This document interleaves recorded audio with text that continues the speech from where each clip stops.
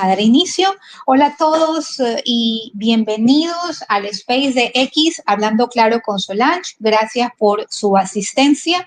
En el espacio de hoy trataremos sobre la regularización del sector turismo y las estrategias que vamos a analizar para mitigar la informalidad en la actividad turística en Ecuador. Para ello tenemos a nuestros siguientes invitados especiales. María Angélica León, consultora de turismo y exdirectora ejecutiva de la Fundación Municipal Turismo para Cuenca. Wim Puni, gerente de Ecuadorian Bus Charter, empresa de transporte turístico de Guayaquil y dirigente de la Federación de Transporte Turístico del Ecuador. Jorge Alvarado, CEO de Posicionarte y representante de Maurian en Ecuador, una plataforma de inteligencia de mercados enfocada en el sector turístico, y Douglas Dillon, gerente de la hostería Farallón Dillon en el balneario de Vallenita y exdirector de turismo del municipio de Santa Elena. Sean todos ustedes bienvenidos y gracias por acudir a este llamado. En preparación a este espacio de X, estuve investigando las cifras de la informalidad en la actividad turística en Ecuador. La última medición oficial que se tiene fue en el 2010, con una tasa de informalidad del 60%. Esto de acuerdo a un estudio de análisis que hizo la CEPAL en el 2014, me parece, en el marco de la estrategia para los sectores productivos, como era el caso del turismo. Y en el 2019, que fue la última vez que se elaboró la cuenta satélite de turismo, que repaso para quienes nos están escuchando, consiste en una metodología que mide el peso del turismo en la economía con datos para conocer los resultados y el impacto de la actividad turística en el país. No obstante, no hubo medición de este número. Luego, en el 2016, a propósito de una nota de prensa, en esa administración estaba Fernando Alvarado, esto fue en agosto del 2016, en el marco del lanzamiento de la política de certificación internacional. Hay una nota que hace referencia a unas declaraciones en ese entonces de Holbach como presidente del Gremio Nacional de Cámaras Provinciales de Turismo, que se refería a cerca del 40% el nivel de informalidad, pero esto a nivel de estimación, porque no hay data que soporte al momento, ¿ya?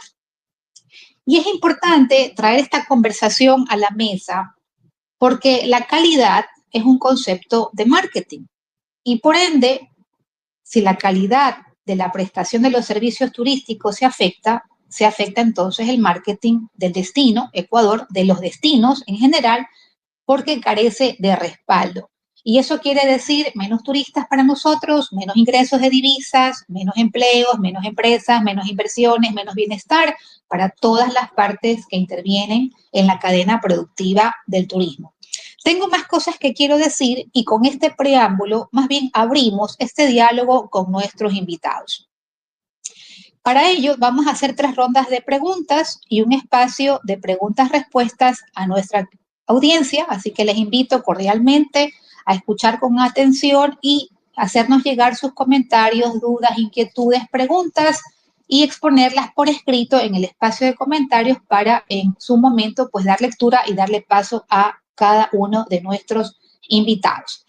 Con este preámbulo, la primera pregunta es, ¿cuál es la realidad de la informalidad en la actividad turística en el Ecuador desde sus perspectivas? Así que empiezo con María Angélica.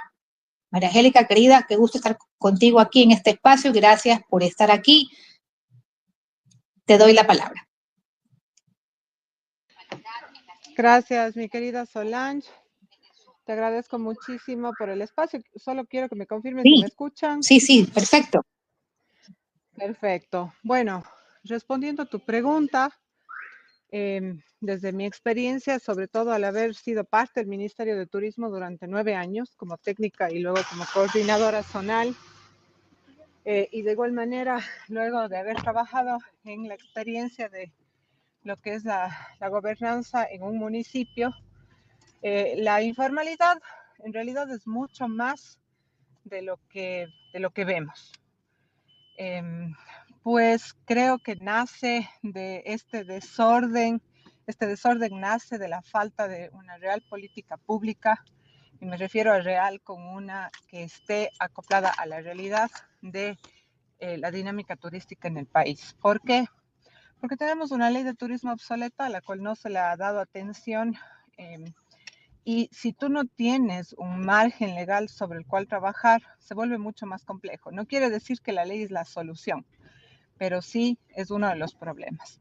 Y también creo que hay un proceso complejo que se descuidó en su momento, que es la descentralización turística que se dio a nivel nacional, en donde al generar esta descentralización y competencias concurrentes, hubo un primer proceso a 71 municipios y varias prefecturas de algunos años después, y después en el 2016, al generar una descentralización total para los diferentes niveles de los gobiernos autónomos descentralizados, yo creo que no hubieron las herramientas necesarias, ¿sí? No hubo las herramientas necesarias para que se dé una correcta descentralización y un entendimiento por la dinámica y la diversidad de los territorios que tenemos. Entonces, tú generas una normativa turística apegada a la ley, que es muy compleja de aplicarla en cada una de las realidades de los municipios, que son principalmente quienes deberían generar la regulación y el control. Yo me estoy yendo y te analizo desde la parte formal de quien tiene que regular y generar el control, más allá de otros temas que hay que analizar, que son ya el tema económico del país, por qué se da tanta informalidad. Somos uno de los países que más emprende y quizás ahí hay algunas respuestas también, y una de las áreas donde se emprende es la actividad turística. Ese sería mi aporte y mi visión un poco desde la experiencia. Muchísimas gracias, María Angélica. Has mencionado algo muy importante, que es la descentralización turística y el gran papel y el rol que desempeña esto en el tratamiento de esta temática. Sí, eso lo vamos a abordar a medida que vamos avanzando en este diálogo. Douglas, hago un paréntesis, te mandé una invitación para que aceptes como speaker, solamente tienes que darle clic porque actualmente apareces como corre, creo que ya estamos contigo, ¿no? Bueno, listo, gracias. Le doy paso a la palabra a Wim. Wim, ¿cómo está? Bienvenido, gracias por estar aquí. No, gracias a usted, doña Solange, estimados panelistas y oyentes presentes. Gracias por este espacio justamente para poder expresar una opinión que me viene justamente desde mi presencia en el Ecuador, desde el 2001, en lo cual justamente estas cifras a lo cual hacía usted referencia de informalidad, en una opinión personal, yo creo que sinceramente sí son muchísimo más elevadas, y estas incrementaron aún más, no solamente como hacía referencia doña Angélica, debido a la descentralización del país, de la competencia, pero creo que también que a raíz de lo que ha sido la pandemia, todos justamente han tratado para poder sobrevivir, permíteme utilizar este término, han tratado de traer el pan a casa haciendo actividades quizás que no les han sido permitido por la ley. Eso se ha evidenciado muchísimo y creo que también se está evidenciando todavía con la cantidad de institutos e instituciones que están por el momento convalidando y dando clases y capacitando a diferentes personas para poder ser justamente guía de turismo, sea a nivel nacional, a nivel local, guía de aventura o qué sé yo.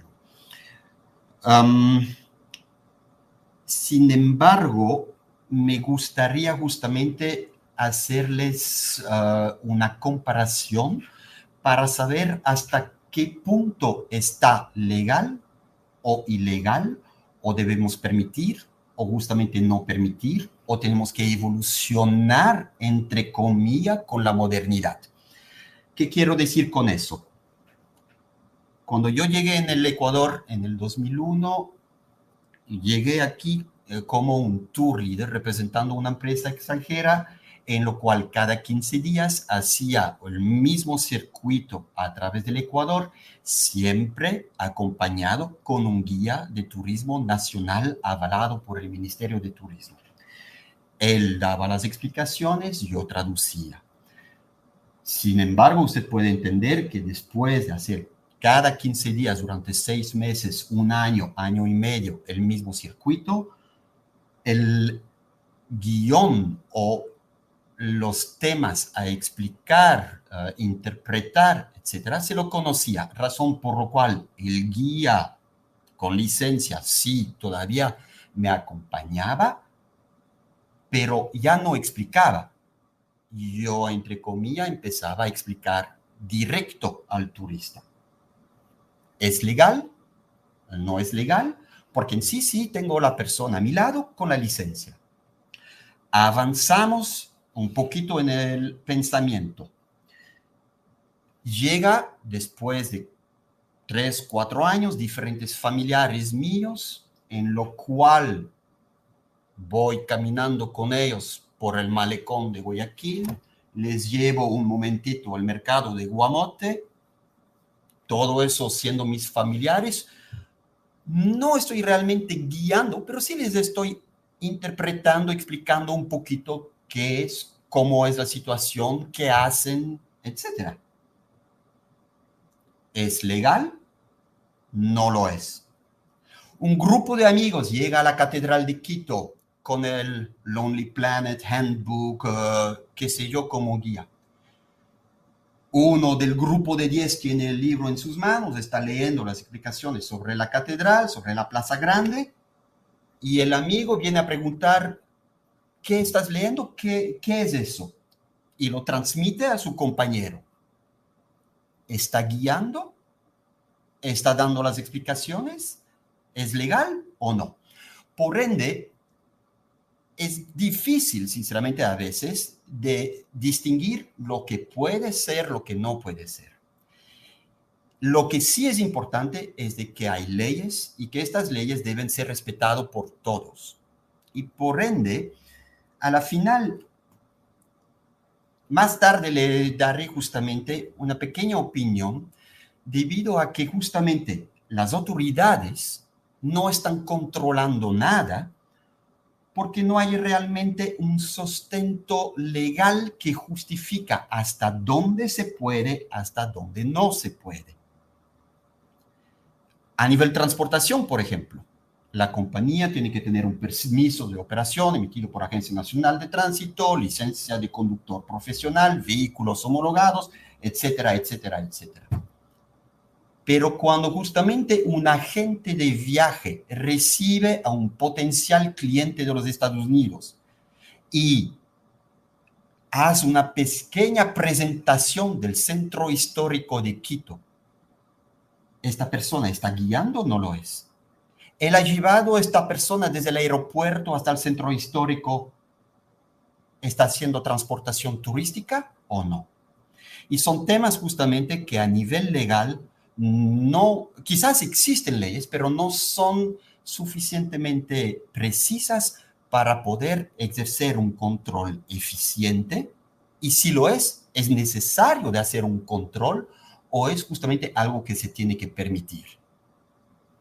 Eso sería.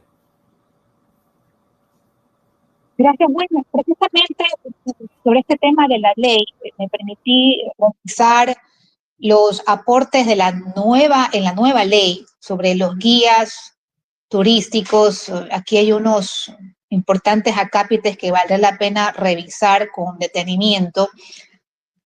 Y lo que usted menciona es muy importante, el tema de la regulación y control. De hecho, eso está en la ley de turismo, ¿no? Eso como un factor importante, y quiero justamente hacer precisión de ese apartado, porque es importante que la comunidad lo conozca, y precisamente eso está en el artículo 16, si no mal recuerdo, artículo 16 Así de la es. ley.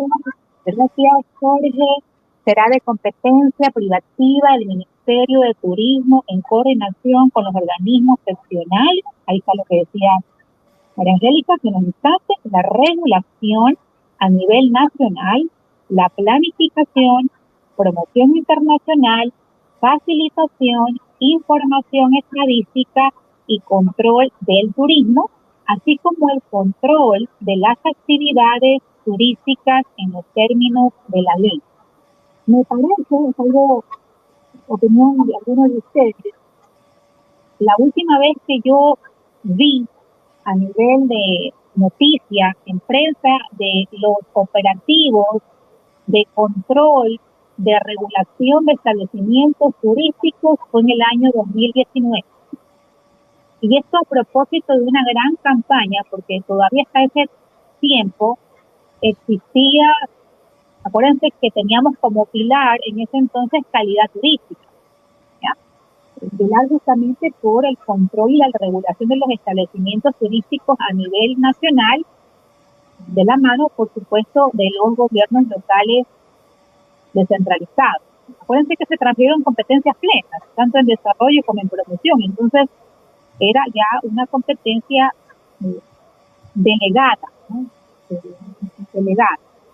Y sí, definitivamente concuerdo con usted que hay que insistir precisamente en esa función de regulación y control, que es una competencia importante compartida entre el Ministerio de Turismo y los gobiernos autónomos descentralizados. Jorge, te doy la palabra y luego voy con Douglas.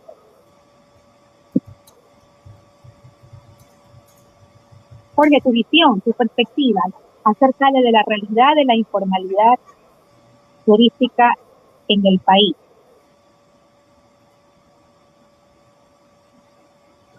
Aló, Solange, ¿me escuchan? Sí. Genial. Buenas noches con todos. El tema de la informalidad nace de, la situación de la economía nacional y de la oferta y demanda de entretenimiento que hace que los negocios arranquen informales, traten de formalizarse, pero al operar con toda la norma, se te vuelve caro la renovación de licencias, patentes y demás cada año. ¿Sí? Dos, la ley, la Constitución, inclusive el Código Integral Penal, tienen muchas acápites y artículos que te obligan a ser formal. Sin embargo, en el Ecuador no hay imperio de la ley. Es por eso que no logramos hacer que la informalidad desaparezca, sino que se revuelva en sí misma, porque nadie lee las leyes y nadie las cumple. ¿Sí? Quizás es la primera vez en mis 46 años que veo que el país se enfrenta a la ley, con los casos purga, metástasis y demás. Es la primera vez que tiene un impacto tan enorme en la conciencia nacional, que por primera vez percibimos que existe el imperio de la ley. Entonces, aterrizando al sector turístico, el sector turístico nunca, afuera de lo que son los polos de captación de ingreso de turistas extranjeros, o los polos de destino turístico popular, como son, en este caso, Baños, Manabí, Cuenca, Quito, Santa Elena, Esmeraldas, tal vez uno que otro destino, parte del Cantón Mejía, el Cotopaxi. No ha habido un proceso de ejecución de la norma o aplicación de la norma periódico, constante y permanente, porque los gobiernos locales carecen de infraestructura de regulación y control, y tampoco tienen programas de reforzamiento de la legalidad como una recompensa y una mejora de las oportunidades comerciales que deben tener los establecimientos. Te digo porque me lo enfrento ahora en una consultoría que estamos trabajando, la de ciento y pico, no, de casi 250 negocios turísticos, algo así más o menos, como 75 no están regularizados. ¿Ya? Y descubren que hay que estar regularizados, ¿sí? Desde la perspectiva de la tecnología, nosotros como Abren, por ejemplo, lo que nos pasó con Bogotá hace unos 5 o 6 años, detectamos atractivos y servicios que eran turísticos que la autoridad local en Bogotá no tenía idea que existían, pero que los turistas, en este caso que visitaban desde fuera de Colombia, los mencionaban en todas los reviews de TripAdvisor, de Booking, de Expedia, de Instagram, de Facebook, ¿ya? Entonces, hay cómo taclear o golpear a la informalidad con uso de inteligencia de negocio en turismo, claro que cómo. Y es relativamente fácil. Un ejemplo podría ser mapear todos los negocios turísticos de un cantón o de una provincia según sus reseñas en TripAdvisor o sus reseñas en Google Maps. Y técnicamente no es muy complicado, ¿sí? Y de repente, inclusive los atractivos, el transporte turístico. El transporte turístico y el transporte interprovincial público son dos industrias que compiten por el mismo usuario. Entonces, hay cómo lograr domesticar la informalidad, sí hay cómo, pero agregándole un componente. El Ministerio de Turismo como Autoridad Nacional de Turismo, como bien decías tú, y su competencia es la regulación y control. Pero en cambio, los que hemos conocido al ministerio, hemos estado adentro, es nuestro cliente, son nuestros amigos, conocemos que no tiene la capacidad operativa para hacerlo. Pero quien sí tiene esa capacidad o las tenía en su momento es el SRI, es el Ministerio de Salud, es las agencias nacionales de tránsito y las municipales de tránsito, que pueden ejercer presión, ¿sí? Tributaria, de salubridad y de transporte. Entonces, en ese momento, el negocio turístico se siente, podríamos decir, amenazado, pero regularizado por 4 dimensiones. Y ahí funciona. Pero si le dejas solo al Ministerio de Turismo o al municipio haciendo regulación y control, el municipio, a excepción de Quito, Cuenca, en su momento Guayaquil y tal vez Baños, no tiene pues más de 3 o 4 funcionarios en la Dirección de Desarrollo Productivo y Turístico, ya 5 también. Y uno de ellos va a ser regulación y control. Y obviamente va a ir solo a pedir que cumplan las normas y le van a decir, vea, ¿y usted quién es? Sabiendo que somos un país donde no hay imperio de la ley y la gente no le gusta cumplir la ley. Cualquier negocio no le gusta cumplir la ley. Entonces, creo que sí hay cómo solucionarlo, pero se requiere una política y un procedimiento estructurado de visita, regulación y control mes a mes, que lo coordina el Ministerio de Turismo, las direcciones de turismo cantonales y el SRI, salud y, transporte. Ese momento vas a sentir la presión, el imperio de la ley. Y la última dimensión, que es la guianza turística, que para buena suerte tuve la suerte de trabajar en el borrador del reglamento del año 2015. La guianza turística tiene mucha norma, inclusive el Código Integral Penal tiene 2 artículos que te obligan a llevar un guía. ¿Por qué? No me acuerdo si era el 333 o el 345, que te decía que si la ley, en este caso la de turismo, te exige que tengas un título para ejercer la actividad de guía de turismo, el ejercicio ilegal de la profesión tiene pena de 3 años, una. Y 2, otra norma, que es la que les aplicaban a los médicos, pero la pueden aplicar al guía, es que es el ejercicio cuidadoso y objetivo del cuidado de las personas, ¿sí? Que puede ser omisión y puedes causar una muerte. Entonces, esos 2 artículos del COIP, aplicados desde la perspectiva penal, le ponen a cualquier guía irregular a pensar hasta 10 veces si quiere seguir siendo un guía irregular, porque si no se va preso por ejercer la profesión ilegalmente, se va preso por una muerte que no la hizo siguiendo lo que el Código Integral Penal te pide. ¿Ah? Ojo, y eso tecnológicamente es muy fácil controlarlo. La base de guías registradas a nivel nacional entre guías nacionales y locales es de 3.800, 4.000 guías. El ministerio en un momento, yo recuerdo antes de la pandemia, tuvo la oportunidad de publicarlo en línea, hacer un sistema de reseña del cumplimiento del guía. Y el que es ilegal automáticamente recibe su denuncia. La ley de turismo le cae encima, el Código Integral Penal le cae encima, y cuestión de horas dejan de ser guías porque saben que está en riesgo su propio ejercicio profesional, porque no pueden ejercerlo de forma ilegal. Y se acabó. Eso, mi querida Solange. Gracias, Jorge. Tengo 2 preguntas. ¿Por qué dices tú que el Ministerio de Turismo no tiene la capacidad operativa para hacer control de establecimientos turísticos? ¿Cuál es la proporción de gasto? ¿Cuál es la proporción de, no sé si sabes o alguien sepa, cuál es la proporción en estos momentos de equipo en territorio versus equipo en matriz, en planta central? Disculpe, por lo que es zonal 8, que cubre lo que voy a llamar el Gran Guayas, yo sé que hay un funcionario que está a cargo de controlar todo eso, pero cuando tiene que controlar, él está también a cargo de controlar todo lo que es el registro de los hoteles, de los restaurantes, de la capacitación de todos estos, y no solamente para Guayaquil, yo supongo que quizás en Quito habrá un poquito más, pero en Guayaquil nunca puede salir al territorio para hacer controles, en el sentido que la parte administrativa que le incumbe es demasiado pesada. Gracias, Wim. Digo esto porque entonces hay una situación de gasto, de eficiencia del gasto corriente. Sí, pero si me permite, disculpe, solo que voy a seguir un poquito sobre el tema. Es una de las razones justamente por lo cual el Ministerio de Turismo justamente ha delegado la competencia también de los controles a los GAT, quienes tienen competencia sobre eso. Y cuando hablamos justamente de Guayaquil, ustedes saben, y no es novedad tan grande por el momento más, pero ya no hay buró de turismo. Son algunos muy pocos funcionarios quienes, para poder cumplir con la COTAT y con eso no destituir justamente al señor alcalde, se vieron obligados a abrir esta pequeña oficina con una persona a cargo, con algunos funcionarios, y creo que son 4 o 5 a su alrededor, para que tengan todavía el derecho de cobrar todo lo que son los impuestos. Y ahí justamente es un tema que también, en mi opinión personal, es algo que está motivando justamente mucho más la informalidad.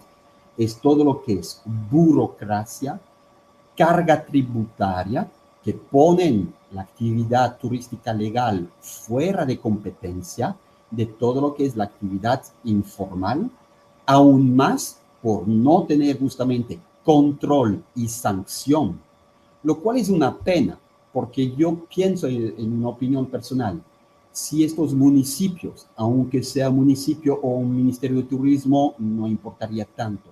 Si estas instituciones invierten en un equipo, sea pequeño, de 3, 4 personas que sale al campo, estas instituciones en el momento mismo, debido a tanta informalidad, no solamente tendrán oportunidad de cobrar, montos por multas muy elevados.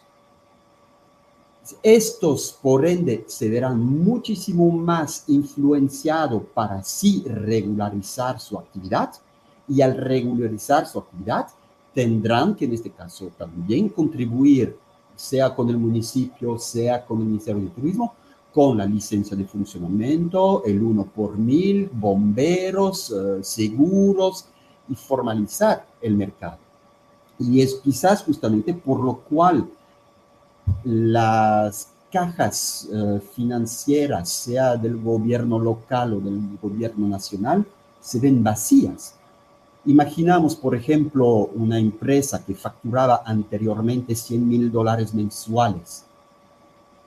Por la informalidad, que es muchísimo más competitivo a precios por no tener todas estas cargas tributarias, este mercado informal ha quitado, y yo me atrevo a decir, el 50-60% a la actividad legal, razón por cual la actividad legal también ya no está contribuyendo económicamente al Estado vía el SRI sobre los 100,000, pero sobre los 40,000 que por el momento está facturando.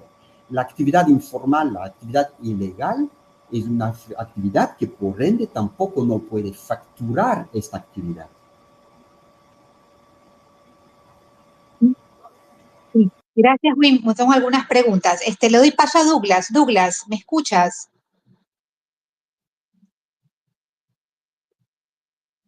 Hola, Douglas.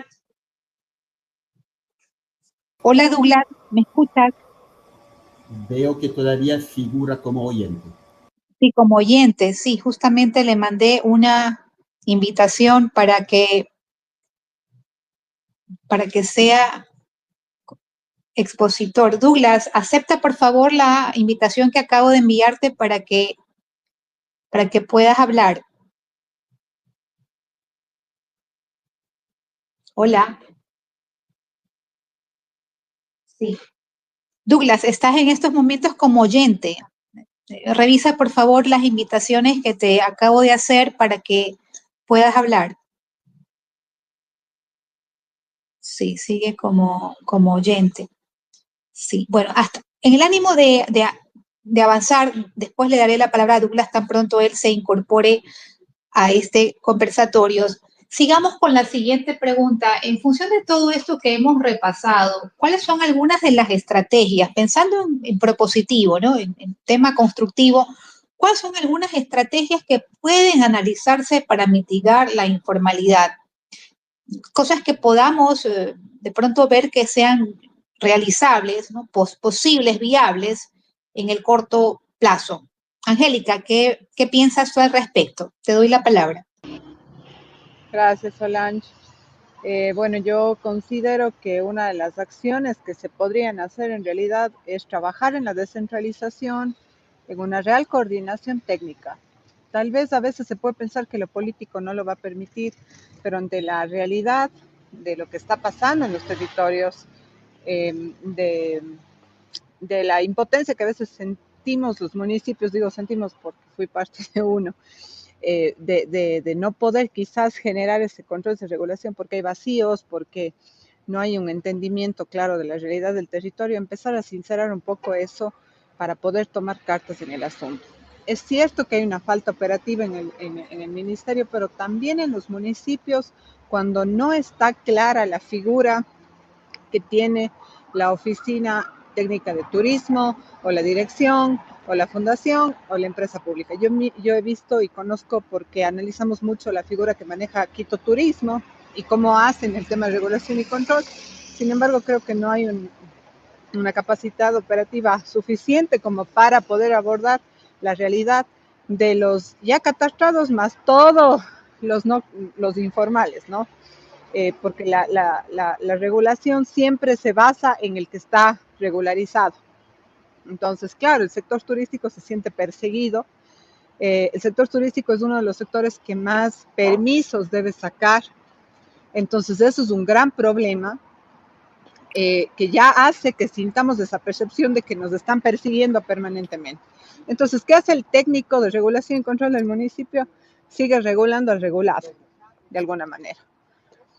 Y a los informales se hacen de la vista gorda porque hay un vacío legal. Entonces yo creo que al sentarnos a analizar esto, sincerar las cosas y empezar a plantear ordenanzas claras para poder generar una real formalidad, una conciencia en la gente de que debe formalizarse, pero también incentivos, porque yo creo que también viene mucho por eso, ¿no?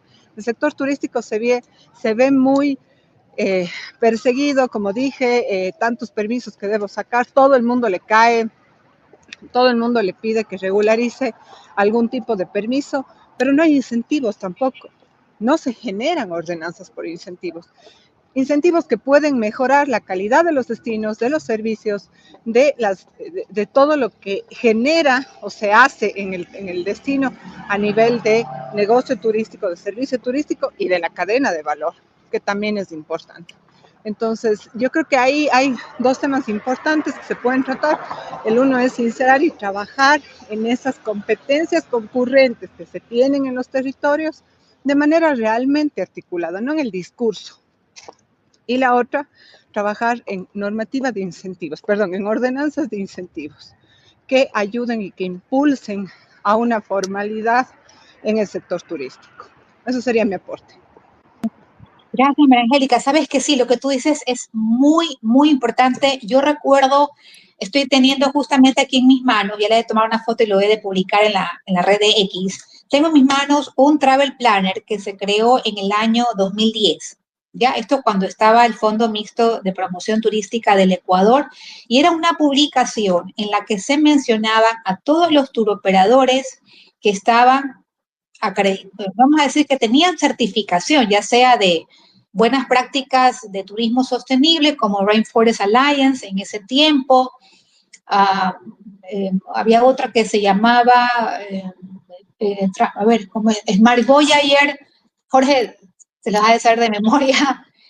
Y realmente sí fue interesante porque de esa forma se estimulaba, se incentivaba a los turoperadores, a la cadena en general, a tener ese tipo de certificaciones o al menos estar en el camino de conseguirlas, porque de esa forma, cuando uno lograba estar en esa vía, toda certificación sabemos que significa un elevamiento, una elevación de estándares de calidad, lo cual es muy importante.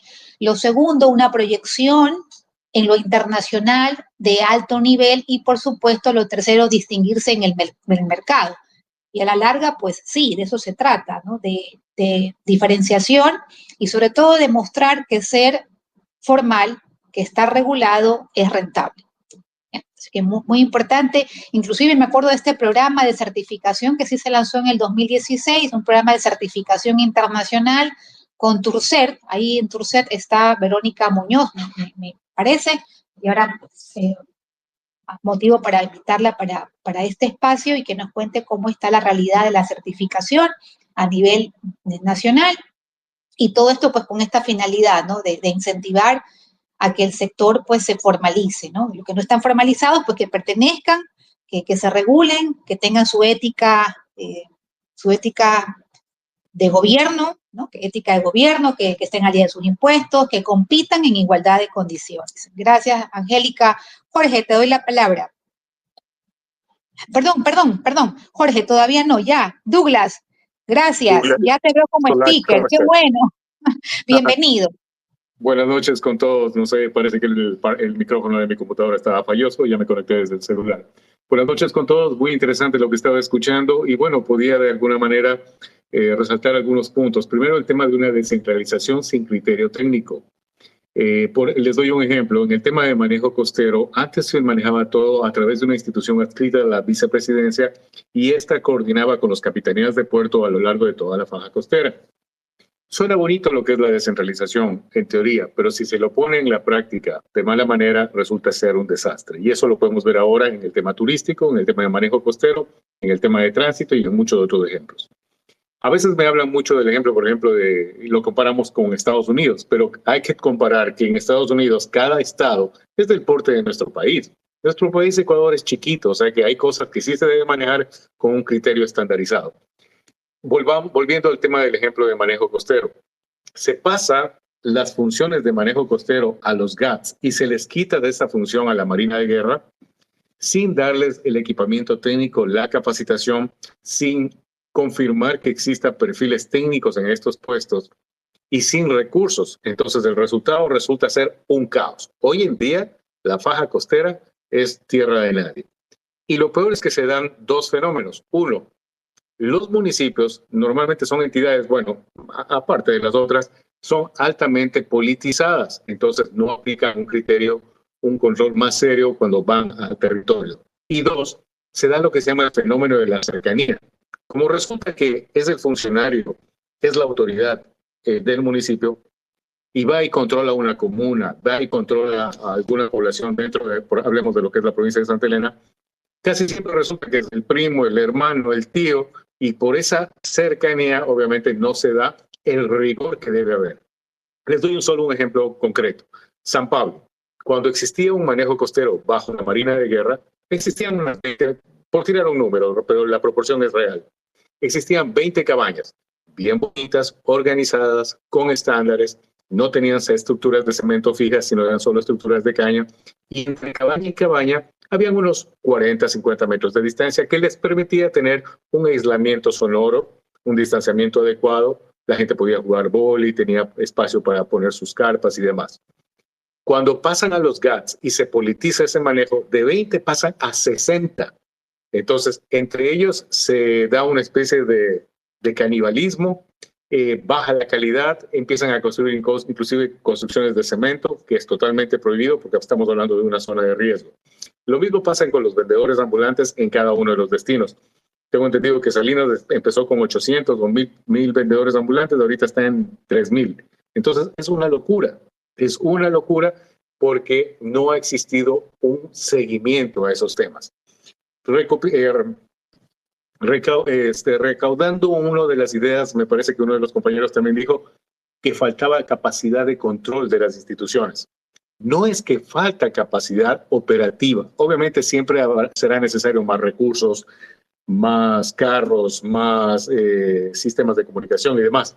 Pero Lo que falta es un trabajo orgánico, porque lo que más existe son instituciones. Lo que más existe es burocracia. Lo que falta es más trabajo orgánico, trabajo en equipo entre todas estas instituciones. Por ejemplo, hablemos en el tema turístico, no solo todo el mundo se le carga solo al Ministerio de Turismo y nos olvidamos que el organismo más cercano a territorio son los GATS, pero también siempre nos olvidamos de alguien importante que son las prefecturas. Si bien por la legislación es el GAT el encargado del tema del desarrollo turístico a través de sus direcciones de turismo, las prefecturas, de acuerdo a la COTAC, ellos son los encargados, en cambio, de los ejes de producción de cada destino. Y normalmente se hacen los locos, dicen, no, ese no es problema mío, cuando turismo tiene que ver con el tema de producción. Y ahí es donde entran los otros organismos de control, como alguien mencionaba, el SRI, la gobernación, la intendencia de policía, para que ayude a hacer un trabajo integral. Les doy un ejemplo práctico, que también es importante juntarlos en el trabajo de control, que son a los mismos actores comerciales. En Vallenita, alguna vez que se hizo un trabajo bastante adecuado, logramos inventariar a 80 vendedores ambulantes, por darles un ejemplo, entre carperos, vendedores de varios y demás. Estos 80 vendedores ambulantes se los capacitó, se les dotó de uniformes, se les dotó de una señalética, de un carnet, y resultó algo muy bonito. Entre ellos empezaron a sentir más trabajo, un trabajo más unido, más con fraternidad, y se dio un fenómeno interesante.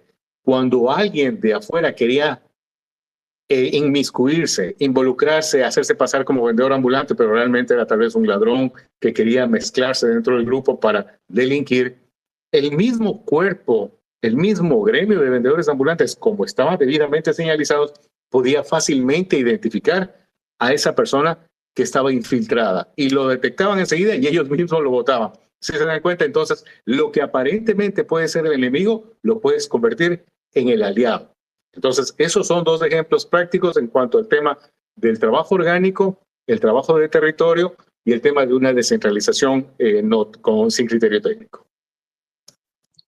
Gracias, Douglas. Me parece fantástico lo que acabas de decir porque también está en la línea de la seguridad turística. Esto que tú comentas, que cómo este equipo de trabajo, este trabajo en equipo de los vendedores llegó a ser tan poderoso, tan potente, que inclusive actuaron como bloque, ¿no? Y proteger precisamente a la comunidad turística, ¿no? Me parece genial esto que tú comentas.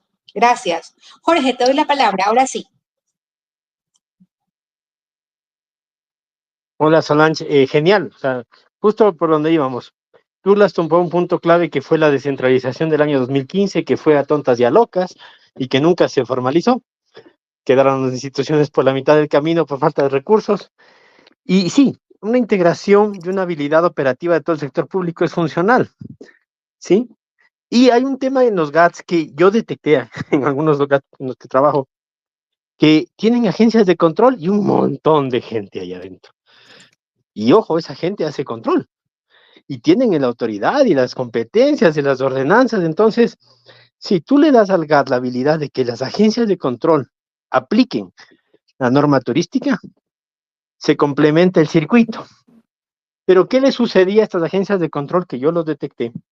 Que se iban al operativo con una hoja impresa de los establecimientos. Y había gente que decía, pero si yo pagué ayer, y sacaban el recibo de pago.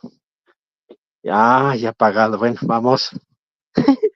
Entonces, hay también un tema, desde mi perspectiva tecnológica, que es, y lo he visto ya en muchos destinos turísticos del Ecuador, que es la necesidad de tener integrados los datos de los establecimientos formales y de los informales, como decía Angélica, impulsar la formalidad con el incentivo.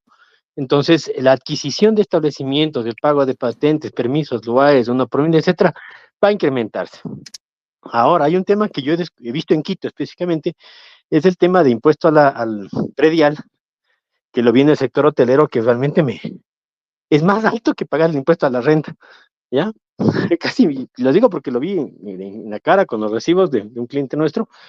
Estoy hablando de un impuesto predial de como $600,000 de la pandemia, post-pandemia, versus un impuesto a la renta de $110,000. ¿Me explico? Entonces, lo que ustedes dicen tienen toda la razón. O sea, el ser formal no es negocio. El ser informal es más negocio porque por último te mueves con tus tereques y nos vemos. Entonces, hay que ser objetivos en esto. Yo percibo que, como bien decía Douglas, el tema político en el municipio es muy potente, es muy fuerte, y a veces se desenfocan del servicio que tienen que dar a sus comunidades, ¿no? Pero coincido plenamente con lo que decía Douglas y sobre todo en lograr que la población sienta que tiene la oportunidad de vivir mejor, de generar un ingreso mejor y de sentir orgullo de ser, oirán, esto es duro, de ser decente. Porque el que cumple la norma es ser decente.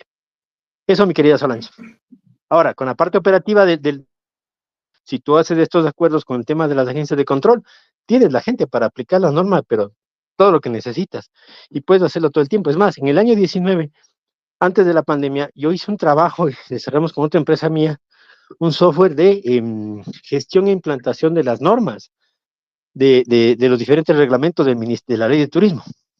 Se dejó hecho la evaluación de la satisfacción del turista y todo era en línea, una maravilla. La capacidad de decir que era 2, 3, 4, 5 estrellas.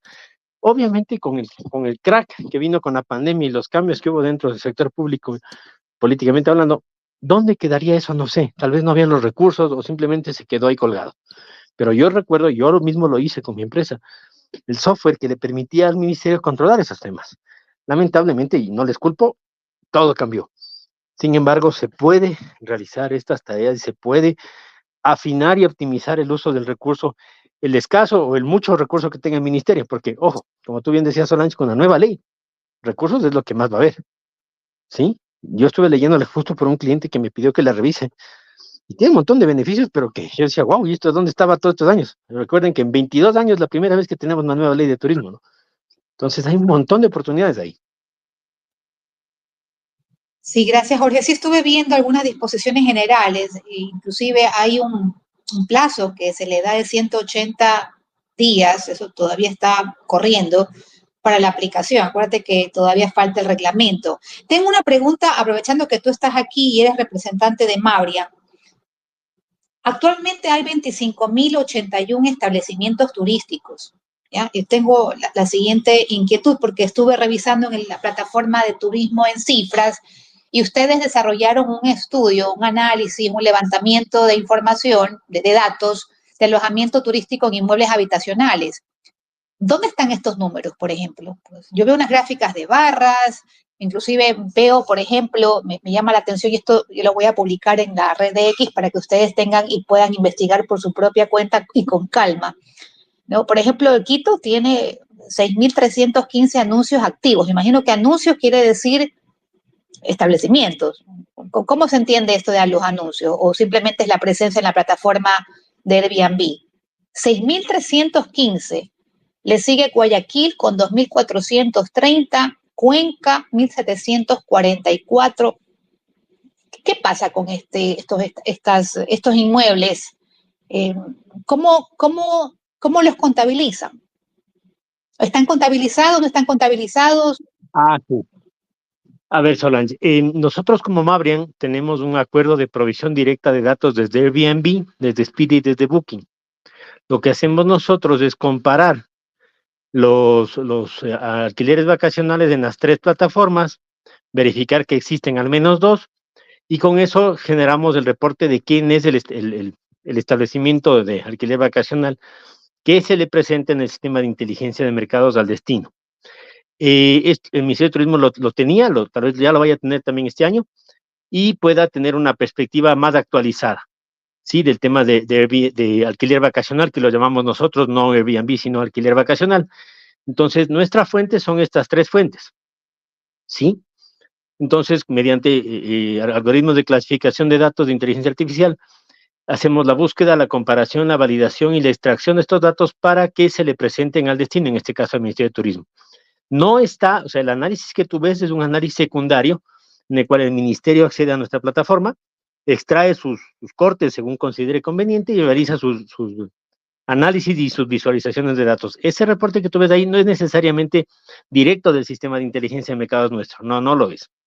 Por ejemplo, nosotros le proveemos a Costa Rica de esto a nivel nacional y sí, o sea, les ha ayudado un montón porque como inclusive les proveemos las coordenadas. Aquí un ejemplo de integración de control. Costa Rica con el INATUR y con los organismos de regulación tributaria hacen control en campo y te regularizan directo, así, tú estás informal, no eres ni de turismo ni pagas impuestos, bienvenido a la realidad, pum, pum, y ya, se acabó, porque tienen las coordenadas, o sea, no hay margen para que te escapes. El Ministerio de Turismo podría hacerlo, claro, que no haya tenido el accionar efectivo fue porque no había ¿cómo es esta cuestión? ¿Cómo es el acuerdo ministerial de control que salió el año pasado recién? Acuérdate que Solange, ese tema de la regulación de alquiler vacacional, yo me acuerdo haber escuchado en el ministerio desde el 2015. Nos hemos demorado 8 años en sacar. 8 años, somos una maravilla para cumplir las leyes. Entonces, no es tanto el problema del ministerio de esta administración o de hace 2 años, es de 8 años. Yo te digo porque yo en Mabrian, los datos que hemos presentado a Bogotá, a Costa Rica, en su momento a Perú, llevan ya, serán unos 9 años dentro de nuestros sistemas. Entonces nosotros, recuerda, podemos regresar hasta 3 años atrás. Entonces podemos darte, o sea, el ministerio, o en este caso el destino, puede ver hacia atrás 3 años, ir viendo el crecimiento de los sectores de tanto el alquiler vacacional como el alojamiento formal. ¿Sí? Inclusive podemos darte la lista de los top 50 turoperadores del país que más menciones sociales tienen en Internet y que además por país de origen, o sea, porque del mercado que los turistas les dan en la reseña. Entonces, sí se puede regular. De hecho, a nosotros se nos acercó el SRI a preguntarnos si podemos darle la base georreferenciada de establecimientos de actividad vacacional para ellos hacer el control, porque claro, ellos saben que eso es IVA, es impuesto a la renta, que no se está pagando. Entonces ellos querían cruzar con el sistema Falcon, me parece, para poder hacer control y decirle, además de estar irregular en turismo, además de eso te está saltando el régimen tributario nacional. Así que, bienvenido a la realidad. ¿Hay cómo hacer control? Claro. Desde múltiples dimensiones del sector público, por supuesto. ¿Con los datos disponibles? Sí. Ya, fantástico. Sí, me quedo con eso. Me gustó la idea de Douglas, esto de la interinstitucionalidad, el trabajo de conjunto en interinstituciones para aprovechar las fortalezas de unos y otros. Vamos a pasar, ya estamos por finalizar este espacio. Vamos con la última pregunta. ¿Cuáles serían las acciones viables en el corto plazo? Hablamos de estrategias inicialmente, pero si queremos en estos momentos pensar en acciones ya es ya temas más concretos que podamos implementar en corto plazo nos referimos a 6 meses, por ejemplo, 1 año. ¿Cuáles serían estas acciones que ustedes propondrían dentro de lo viable? María Angélica, estás como oyente. Te mandé una invitación, Angélica querida, para que aceptes, por favor. Voy hasta eso con Wim. Wim, voy con usted. Sí, doña. Yo creo que los municipios y el Ministerio de Turismo tienen que estar conscientes de que están, por falta de control, sembrando un cierto caos en el país y por ende también una falta de oportunidades para ellos para desarrollar un turismo organizado, controlando justamente lo que es, lo que no es, y justamente eso implica también una fuente de ingreso de recursos económicos para estos organismos. Seamos sinceros. Uno de los sueños que yo tengo también al lado de eso, porque hay que ser consciente, yo no creo que la informalidad, la ilegalidad algún día podrá erradicarse. Hasta disminuirla va a ser ya también muy complicado. Pero yo creo que justamente es importante de que nos inspiramos quizás un poquito del sector hotelero. ¿Qué quiero decir con esto? El sector hotelero está categorizado con estrellas y para poder llegar a una estrella superior, quiero decir pasar de 2 estrellas a 3, de 3 a 4, de 4 a 5, hay que cumplir ciertos elementos. Implementar una piscina, un centro de conferencia, un gimnasio o no sé qué, para justamente obtener esta estrella superior. ¿por qué no podríamos justamente implementar esta categorización también a lo que es la guianza, a lo que son los restaurantes, a lo que es la transportación, a lo que serían las operadoras, etcétera? Porque seamos sinceros, no podemos sancionar a una persona que está leyendo justamente el handguide en la Plaza Grande y explicando eso a su novia que está al lado. Pero una persona que ya vive a unos 5 años aquí, que conoce un poquito, es algo diferente de esta persona que llegó con el handguide. Él recién ha terminado sus estudios de turismo, ok, podríamos darle, por ejemplo, una categoría de 2 estrellas. Si al lado de eso él empieza a formarse aún más, quiero decir, él tiene tantos años de experiencia, ha aprendido 2 idiomas adicionales, él ha seguido tantas capacitaciones, pasa a 3 estrellas, pasa a 4 estrellas, pasa a 5 estrellas. Vinculado con eso, los honorarios de estos guías suben, porque un guía que tiene 20 años de experiencia, que conoce 6 idiomas raros, que no son solamente el inglés, como el 90% de los guías del Ecuador lo hacen, pero que habla idiomas raros, que cada 2 meses saca un paper para una revista para cualquier cosa, una universidad. ¿Por qué tiene que ser pagado de la misma forma que el pobre estudiante que acaba de terminar sus estudios? La transportación también, hay transporte de diferentes niveles. No podemos impedir que un mochilero se sube a un bus interprovincial para ir de Tena hasta Puyo, para viajar de Archidona hasta Vallenita, o qué sé yo. No lo podemos impedir. Pero con eso justamente las agencias de viajes podrían no solamente entregar una mayor claridad hacia sus potenciales clientes. Ok, para usted yo le oferto hoteles 4 estrellas, un transporte 0 estrella, que se vayan nomás alzando dedo. De que el guía, que es muy importante, que es coordinador de todo, que tiene que saber hablar checo para tu grupo, es un guía 5 estrellas. Y con eso se podrá fácilmente trabajar también en regularizar, normar, retribuir y ser más claro también en la oferta que tiene el país a todo nivel. Y justamente de más estrellas en los diferentes sectores se obtiene, más tributo, o mejor dicho, más beneficios hacia el Estado podríamos tener. Quiero decir, un ejemplo, es puramente inventado ahorita, caído del cielo.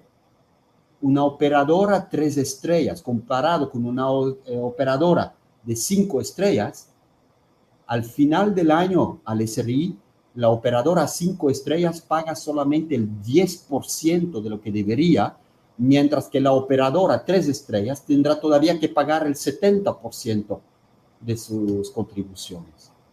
Y así incentivar a que sube la calidad, de que seamos más organizados, de que nos capacitamos, sin que estemos impidiendo el mercado informal, que es muchas veces también un mercado de gente principiante, discúlpeme por la palabra, gente que recién se introduce en la actividad de turismo. Y ahí vamos a motivar a ser un país de destino con calidad de servicio para el extranjero. Gracias, Win. Me quedo con sus comentarios, sus aportes. Muy importante el tema de organización, de capacitación, los perfiles técnicos que deben reunir los técnicos en los diferentes gobiernos locales, ¿no? Para justamente poder sobrellevar, ¿no? con buenos resultados y con buen impacto sus funciones, ¿no? Dentro de la actividad. Gracias. Gracias. Douglas, tus palabras, por favor. Bueno, respondiendo a tu pregunta, Solange, tú hiciste la pregunta, ¿qué acciones inmediatas podrías hacer? Siempre hay que tomar en cuenta que el tema de recursos puede haber una necesidad, pero lo más importante este rato es que trabajen todas las instituciones de manera orgánica. En cada provincia, el ministerio debe liderar. El ministerio debe liderar. De ahí debe coordinar con la prefectura a través de su departamento de desarrollo de los ejes productivos. De ahí deben coordinar con las direcciones de turismo de los GATS. De ahí, en el caso nuestro de la península, que es inmensa, tenemos que coordinar con los dirigentes comunales y a través de, obviamente, sus representantes turísticos. De ahí debemos coordinar con los diferentes colectivos y las cámaras de turismo. De esa manera, si te das cuenta, tenemos cualquier cantidad de soldados para poder desarrollar este trabajo y además se suman los recursos de todos ellos para hacer un mejor trabajo en territorio. Jorge mencionaba algo, mencionó una frase muy interesante. Ser formal no es negocio, y es cierto. Porque al formal se le carga todo mundo. Tenemos que tratar de estimular, cuidar, proteger al formal. No puede ser que le pidan hasta la bendición del Papa solamente al formal y el informal que está al lado, viva la fiesta. Ahora, de la misma manera que pedimos, por ejemplo, que exista un trabajo orgánico en el tema turístico, obviamente se puede dar, es una analogía, por ejemplo, con el tema de la seguridad. Y esto tiene que ver con un enfoque incorrecto. Muchas veces creemos que en el tema de seguridad solo tiene que ver la policía y el ejército en este campo, cuando realmente involucra a muchos otros sectores, porque si no se lo maneja de manera integral, no se puede dar una solución. Entonces tiene mucho que ver con esto de acá, porque siempre escucho el pretexto de que falta plata, falta recursos, cuando no es así. Lo siguiente en acción inmediata es identificar las cargas turísticas en cada destino. En base a la carga turística, obviamente se determina el cupo de personas que pueden llegar ahí y solito se va haciendo una depuración. Y lo interesante es que cuando uno ya hace un inventario, los informales, aquellos que entran realmente con otra intención, con malas intenciones a los destinos, solitos se van separando. Por ahí ya empieza una depuración, podríamos decir. Luego, cuando ya se les exigen ciertas capacitaciones, ciertas responsabilidades, por ejemplo, a los vendedores ambulantes de las playas se les piden que participen en las mingas y ahí uno se va dando cuenta quiénes ayudan y quiénes no. Ahí vamos a otra segunda fase de depuración. Aquellas personas que tienen antecedentes penales, por ejemplo, y que han tenido una mala conducta con los turistas y eso, pues se los va depurando y de esa manera vamos controlando poco a poco la carga que tenemos de informalidad. Gracias, Douglas. Sí, me parece estupendo esto del trabajo articulado. La única duda que me salta, y es porque de pronto estoy pensando en la estructura orgánica del Ministerio de Turismo. Recuerden ustedes que hay muchas cosas que han cambiado. Lo veo aquí a Jorge, a Pepe Naranjo, no sé si está por aquí. Bueno, me pareció. En todo caso, yo recuerdo que había direcciones provinciales de turismo en los territorios y eso facilitaba muchísimo la coordinación. En estos momentos tenemos una estructura que se ha simplificado muchísimo. No sé, me parece que estoy recordando una conversación que tuve con Ángel Pincay, él es director de turismo del municipio de Puerto López, y justamente a propósito de lo que ocurrió en Manta, ustedes habrán de recordar lo que sucedió, o en Puerto López, en Puerto López, y en una conversación con él, yo le preguntaba, bueno, pero ¿y este establecimiento era regulado, no regulado? Y me dice, Solange, le tengo que decir que no era regulado. La sorpresa. Y me decía, y lo peor es que lamentablemente pues no hay en estos momentos los operativos de control, de regulación de establecimientos turísticos. También, justamente por lo que comentábamos aquí, por el tema de la carga que tienen de trabajo, porque ahora hay coordinaciones zonales, ¿no? Jorge, tú estás más enterado de estos temas que yo, pero entiendo que se ha simplificado bastante. Entonces, una coordinación zonal está abarcando 2, 3 provincias. ¿Ya? Eso también es inmanejable, ¿ya? Entonces, me encanta esto del trabajo articulado y seguramente habría que, pienso yo, bueno, eso ya es un tema que excede los 6 el año, bueno, habría que ver si cuando uno tiene voluntad todo se puede, pero ahí habría que reformar la estructura o ver una mejor manera de organización, ¿no?, que le permita justamente al Ministerio de Turismo cumplir con sus funciones, porque el tema de la regulación y control es una función del Ministerio. Artículo 16 de la Ley de Turismo. Tiene que hacerlo, y tiene que ver los mejores mecanismos para que eso se pueda lograr.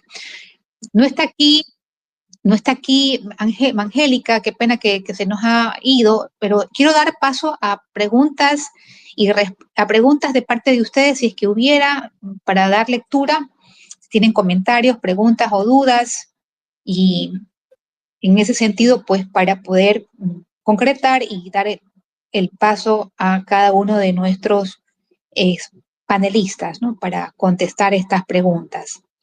Y si no, pues más bien ahí invitarlos para nuestros próximos espacios. Déjennos saber cuáles son aquellos temas que les gustaría que abordáramos en los próximos espacios que sean de su interés, para nosotros organizar internamente y buscar pues los mejores expositores de estos temas y provocar pues una discusión fluida. ¿Bien? Si no hay preguntas, entonces, bueno, palabras finales, Jorge, palabras finales, Douglas y Wim. Con esto damos cierre a este espacio. Gracias. Solange, sí, gracias a todos. Nada más, solo pensando un poco en el Plan Ministerio. Tú tienes Ministerio en Gestión Turística, el área de planificación territorial, donde tú puedes, por ejemplo, yo estaba leyendo hoy día un artículo de Wired, vía el uso de dron, hacer el control. El dron puede volar una ruta, una calle, una montaña, un valle, e ir identificando establecimientos turísticos, registrar los datos con una cámara, hacer clasificación de datos, registrarlos en el Citurín del Ministerio y enviar una notificación a Regulación y Control de que existe un negocio nuevo que no está regularizado o que sí está regularizado, y entregarle un QR code para cada negocio que lo ponga en la puerta. Entonces, de esa forma, tú puedes permitir al turista que si llega y ve que está el QR code, dice, QR code 2024, como te entrega el TripAdvisor, el Best Choice de cada año, y tú verificas que el negocio existe. Y es barato, barato, barato. No come, no duerme, no necesita seguridad, no necesita transporte, no nada. Y ojo que son drones, que son esos drones agrícolas que pueden volar 200, 300 kilómetros en el día durante 5 horas y le levantas, pero al paso eso. Y de esa forma haces que el esfuerzo o la escalabilidad del esfuerzo de control sea dinámico y sea eficiente. Y por último, si, con el debido respeto, viene un narco, te dispara al dron, no importa, mañana mandas otro. No cobra sueldo, no hay que ir a hacer en el entierro, no, nada. Es fácil, es tecnología que ya existe, ¿sí? Que no estén en el Ecuador es otra cosa. Pero con eso yo creo que sí podrían hacerlo, Solange. Que inclusive no tengan ni siquiera que comprar los drones, solo alquilar el servicio. Y listo, nos vemos. Eso, mi querida Solange, con todos una excelente noche. Gracias, Jorge. Perfecto, el tema de los drones me parece fantástico y yo creo que también habría que sumarle, porque eso desde el control operativo, ¿ya? Dentro del ministerio y los GATS. Pero también el control, no sé si llamarlo control o veeduría, desde el propio consumidor final. Y estoy pensando en lo que se empezó a hacer con esto de los sellos de calidad turística que se hicieron en Quito Turismo. Y eso provocó muchísimo respaldo por parte de la ciudadanía. Aparte, creo que es mucho decir que el ciudadano comience a observar que hay ciertos establecimientos que tienen y no tienen sellos. O sea, se va a producir, me parece a mí que eso sería muy interesante, porque se va a producir una acción en cadena, ¿no? ¿A quién no le va a interesar estar en un establecimiento con todas las noticias que hemos escuchado? Saber o tener cierto tipo de tranquilidad o certeza o garantía de que ese establecimiento cumple con sus permisos, que está regulado, que está registrado, que cumple con sus impuestos. Yo creo que eso también podría generar un cambio de actitud y de comportamiento del propio usuario, ¿no? Que los mismos usuarios fomenten justamente la formalidad, ¿no? El mercado manda, y eso es así. Douglas. Bueno, mi querida Solange, poner énfasis simplemente aquí no hay varita mágica, es simplemente trabajar en equipo. trabajar orgánicamente y usar a los mismos actores privados como elemento de alcance. Y lo que menciona Jorge, usar inteligentemente la tecnología, ni siquiera inteligentemente, que la usen, por favor, que la usen. Qué ridículo que me parece cada vez que existe una capacitación o una charla y dicen, por favor, tiene que ser presente y nos vamos a reunir en la prefectura o en ni sé dónde. Yo digo, ¿acaso pensarán que estamos desocupados? ¿O alguien desde Olón se va a pegar un viaje de hora y media?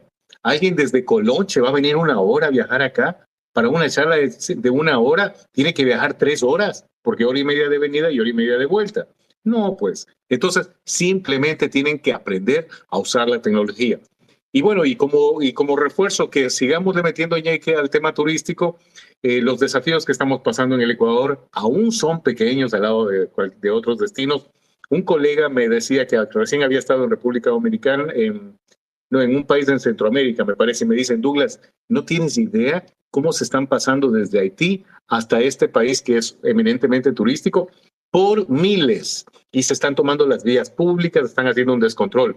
Este rato, el tema de las adicciones, la delincuencia en Chicago, en Detroit, en San Francisco, en New Orleans, es tremendo. Sin embargo, los medios de comunicación no muestran la cara mala, no muestran la cara negativa del país, siguen siendo una máquina de turismo y de hacer dinero de Estados Unidos.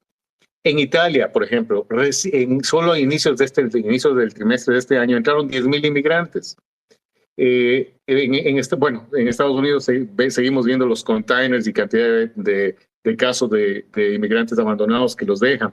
Lo mismo el desequilibrio que están viviendo en Chile, en Argentina, en Centroamérica, sobre los mismos problemas que estamos viviendo acá, pero muchas veces con mayor magnitud. Entonces, aún Ecuador sigue siendo un destino tranquilo. Nuestros problemas son manejables siempre y cuando nos organicemos, nos unamos y obviamente a través de estas herramientas como la formalidad, solito empieza a mejorar la calidad y obviamente a dar mejores garantías al turista. Me encantó eso que dijiste, nuestros problemas son manejables. Totalmente. De eso es precisamente eso hemos estado conversando, ¿no? Porque cuando comparamos al Ecuador, su índice de criminalidad, que está en el puesto 11 con respecto a otros índices de países que nos han superado en llegadas internacionales, en llegadas de turistas e ingresos, como el caso de Colombia, que está en segundo índice con mayor criminalidad, o el caso de México en tercer puesto, definitivamente es lo que tú dices, ¿no? Definitivamente cómo cada quien maneja de mejor forma las malas noticias, ¿no? Me quedo con eso. Lo que pasa es que acá sí. Mi querido Solante, aquí somos noveleros. Vemos algún incidente y lo hacemos viral. Entonces, el ecuatoriano tiene que aprender también a ser más ciudadano. Tienes razón, tienes razón. También hago así, también hago mea culpa. Por eso creamos estos espacios, para que construir espacios constructivos, construir ideas, de eso se trata. Wim, ¿cuáles son sus acciones que sugiere? Acciones. Es un llamado de atención justamente porque todavía estamos a tiempo, pero no podemos dejar la situación deteriorarse. Eso también para que haya una cierta protección jurídica de los emprendedores, para que con eso la inversión extranjera sí se siente protegido y motivado y que ve rentable el futuro cuando hay control, cuando hay justamente un turismo bien organizado. Y este turismo organizado, con todo el respeto, la idiosincrasia justamente tratará siempre de aprovechar de ciertas situaciones. Por eso es necesario que los entes trabajan en conjunto, como ya fue resaltado en varias exposiciones, que trabajan en conjunto para un control, lo cual permitirá automáticamente a un aumento de calidad de servicio, de todo en el país, siéndonos muchísimo más competitivos cuando habrá este control para que no entremos en una situación de anarquía.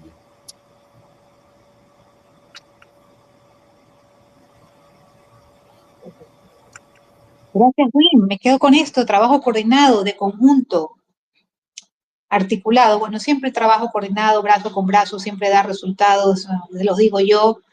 De hecho, esa es una de las anécdotas que cuento en el libro que escribí, La Ruta del Espóndilo, Ecuador-Perú, como con 4 meses pudimos hacer cosas extraordinarias. Ojo, sin yo ser parte de la planta formal, en ese entonces el Ministerio de Turismo. Era una persona que fue contratada para un proyecto, pero que había que sacarlo a ultranza. Y definitivamente es lo que dice Douglas, el trabajo articulado, hacer equipo con los demás, ver cómo cada uno puede sumar sus fortalezas y apoyar a la causa. Eso es muy, muy importante. Gracias. Y gracias a nuestra querida audiencia que se ha quedado hasta estos momentos. Gracias por estar acompañándonos